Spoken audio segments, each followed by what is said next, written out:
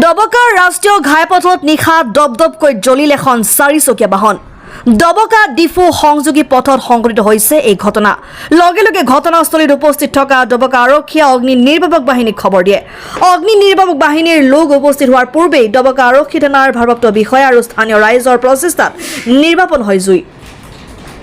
পলমকৈ হলেও ঘটনাস্থলীত উপস্থিত হৈ অগ্নি নিৰ্বাপক বাহিনীৰ লোক উপস্থিত অৱশিষ্ট অংশখিনিত পানী মাৰি জুই নিৰ্বাপন কৰিবলৈ সক্ষম হয়। ইফালে গাড়ীখনত জুই লগাৰ পাছতেই ঘটনাস্থলীৰ পৰা চালকজনে পলায়ন কৰে। জুই লগাৰ অৱস্থান বাহনখনৰ নম্বৰ হৈছে AS02U6073। বাহনখনত জুই লগাৰ কাৰণ বৰ্তমানলৈকে জানিব পৰা হোৱা নাই। ডবকাৰ ৰাষ্ট্ৰীয় ঘাইপথত নিশা দপদপকৈ জ্বলিল এখন চাৰিচকীয়া বাহন। ডবকা ডিফু সংযোগী পথত সংঘটিত হৈছে এই ঘটনা।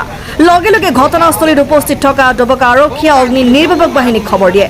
অগ্নি নিৰ্বাপক বাহিনীৰ লোক উপস্থিত হোৱাৰ পূৰ্বেই ডবকা আৰক্ষী থানাৰ ভাৰপ্ৰাপ্ত বিষয়া আৰু স্থানীয় ৰাইজৰ প্ৰচেষ্টাত নিৰ্বাপন হয় জুই। পলমকৈ হলেও ঘটনাস্থলীত উপস্থিত হৈ অগ্নি নিৰ্বাপক বাহিনীৰ লোক উপস্থিত অৱশিষ্ট অংশখিনিত পানী মাৰি জুই নিৰ্বাপন কৰিবলৈ সক্ষম হয়।